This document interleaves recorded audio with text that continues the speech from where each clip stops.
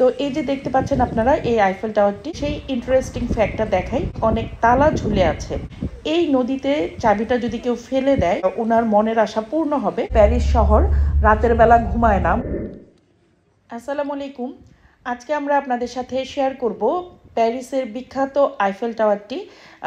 এটি ভিডিওর মাধ্যমে আপনাদেরকে দেখানোর চেষ্টা করব এবং পাশাপাশি এই আইফেল টাওয়ারের কিছু অজানা তথ্য, ইতিহাস এবং খুবই ইন্টারেস্টিং একটা ফ্যাক্ট আপনাদের সাথে আমি আজকে শেয়ার করব। যেই ইন্টারেস্টিং ফ্যাক্টটা দেখে আপনারা সত্যিই খুব মজা পাবেন, কারণ ফ্রান্সে এখানে সবাই শিক্ষিত। কিন্তু আজকে আমি যে জিনিসটা আপনাদেরকে দেখাবো, এই ফ্রান্সের মতো একটা দেশে ওনারাও যে কিছু কুসংস্কার বিশ্বাস করে, সেই জিনিসটা আপনারা দেখার পরে সত্যি সত্যি খুব মজা পাবেন। তো এই যে দেখতে পাচ্ছেন আপনারা এই আইফেল টাওয়ারটি, এটা মূলত 1889 সালে ফরাসি বিপ্লবের যখন 100 বছর পূর্ণ হয়েছিল, তখন এই আইফেল টাওয়ারটি বানানো হয়েছিল। আর এই আইফেল টাওয়ারটি বানাতে সময় লেগেছিল প্রায় 2 বছর 2 মাস এবং 5 দিন। আচ্ছা, যাই হোক, আমি আগে আপনাদেরকে সেই ইন্টারেস্টিং ফ্যাক্টটা দেখাই। এই যে দেখতে পাচ্ছেন এখানে অনেক অনেক তালা ঝুলে আছে। তো এই তালাগুলো মূলত কারা লাগিয়েছে সেটা একটু আপনাদেরকে বলি। এখানে যারা বিশ্বাস করে যে এখানে তালা লাগিয়ে সেই চাবিটা যদি কেউ, এই যে আইফেল টাওয়ারের পাশে যে নদীটা আছে, এই নদীতে চাবিটা যদি কেউ ফেলে দেয়, তাহলে ওনার মনের আশা পূর্ণ হবে, এরকম একটা বিশ্বাস এই দেশের মানুষের মধ্যেও আছে।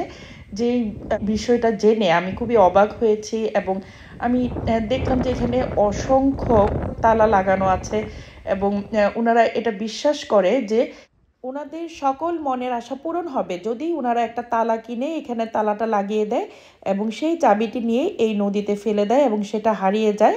তো ওনারা এভাবে বিশ্বাস করে যে তাহলে ওনাদের সকল মনের আশাগুলো পূর্ণ হবে। তো আমার কাছে এই বিষয়টা জানার পরে খুবই ইন্টারেস্টিং লেগেছে এবং পাশাপাশি আমি খুব অবাকও হয়েছি, কারণ এই যে ওনারা এখানে ফরাসিরা এবং ইউরোপিয়ানরা, ওনারা হচ্ছে 100% শিক্ষিত একটা জাতি। তো ওনারা কি করে এই বিষয়টা বিশ্বাস করতে পারে এবং এই যে একটা কুসংস্কার, ওনারা এই কুসংস্কারটাকে এখন পর্যন্ত এই 2024 সালেও ওনারা পালন করে আসছে। তো এই বিষয়টা আমার কাছে খুবই ইন্টারেস্টিং লেগেছে।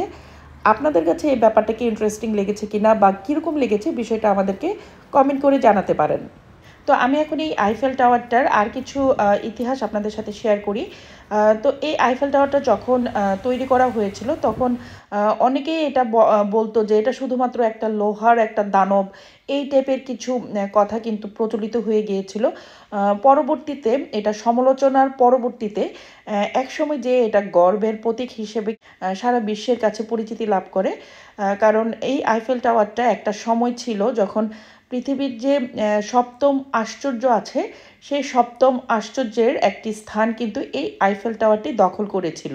তো এখন অবশ্যই সপ্তম আশ্চর্যের মধ্যে আর নাই, কারণ এখন পৃথিবীতে আরও অনেক অনেক আবিষ্কার চলে এসছে। তো যাই হোক, এই আইফেল টাওয়ারটার উচ্চতা হচ্ছে আপনার 300 মিটার, মানে 984 ফুট উঁচু। এই আইফেল টাওয়ারটি বেশ উঁচু হওয়ার কারণে এখানে টেলিভিশনের অ্যান্টেনা, রেডিও, ট্রান্সমিশনের অনেক কিছুই ব্যবহার করা হয় এবং প্রতি 7 বছর পর পর এই আইফেল টাওয়ারটির রং করা হয়। এই আইফেল টাওয়ারটির কালার হচ্ছে ব্রোঞ্জ কালার এবং এখন বর্তমানে ইউরোপের মধ্যে সবথেকে বেশি ট্যুরিস্ট আসে এই আইফেল টাওয়ার দেখার জন্য। প্রতি বছর ফ্রান্সের এই প্যারিসে প্রায় 7 মিলিয়ন ট্যুরিস্ট আসে এই আইফেল টাওয়ার দেখার জন্য এবং লুভ মিউজিয়াম দেখার জন্য। আইফেল টাওয়ার শুধুমাত্র প্যারিসে না, পুরো বিশ্বের জন্যই এটি একটি স্থাপত্য শিল্পের প্রতীক এবং ফরাসিরা কিন্তু অনেক পুরনো ঐতিহ্য, ইতিহাস এগুলো ধারণ করে থাকে। ওনারা পুরনো দিনের যে সংস্কৃতি আছে, শিল্পকলা, সব কিছুই ওনারা খুবই সুন্দরভাবে সংরক্ষণ করে, এগুলি নষ্ট হতে দেয় না। এবং এই যে আইফেল টাওয়ার এবং ওনাদের যত পুরনো ঐতিহ্য, সব কিছু ওনারা এগুলি সংস্কার করে করে খুব সুন্দরভাবে যত্ন করে সংরক্ষণ করে রাখে। এবং এই যে লুভ মিউজিয়ামটি যে আছে, সারা ওয়ার্ল্ডে যত মিউজিয়াম আছে সকল মিউজিয়ামের মধ্যে অন্যতম এবং বিখ্যাত একটি মিউজিয়াম। তো যাই হোক, আমরা এখন আপনাদের সাথে মোটামুটি প্যারিস সিটিটা ঘুরে ঘুরে দেখালাম, আইফেল টাওয়ার দেখালাম।